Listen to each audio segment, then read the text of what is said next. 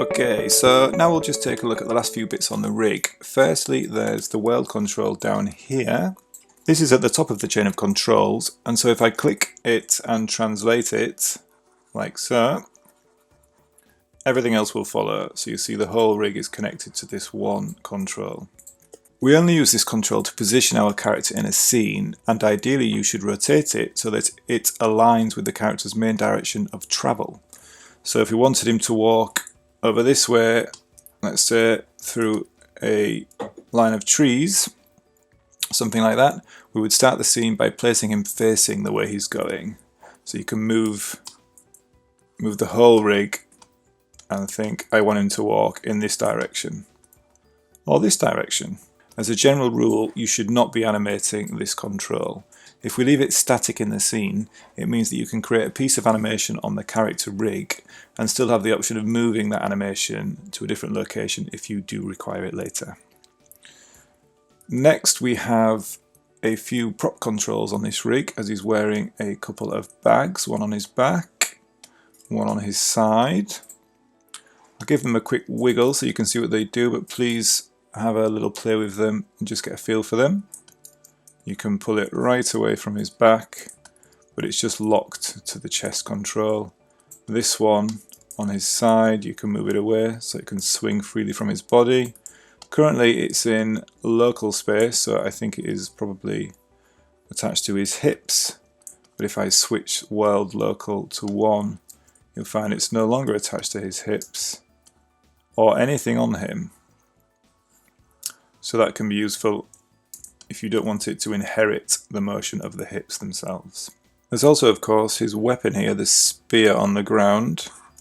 So it's just got the usual translate and rotate attributes and also the pinning. So there'll be little options through here. You can put it onto his left hand or right hand. So firstly you would position, we've gone for right hand, we'd position it in, let's just roughly put it in the hand, but you'll find that if I move the hand, it sticks to it. And if I take this off and put it back to world, it doesn't stick to it. There's also some hidden controls dotted around, such as there are some in his spine. If I click this blue cube here and switch IK mid, you'll see extra controls pop on, like this. These are mostly for small adjustments if you find you can't quite achieve the right shape down the spine that you're looking for. But let's keep it simple and leave these turned off for the moment.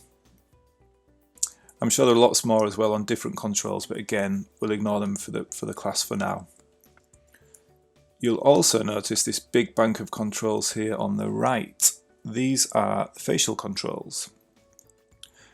By all means, have a little play with them. They can be quite fun to play with.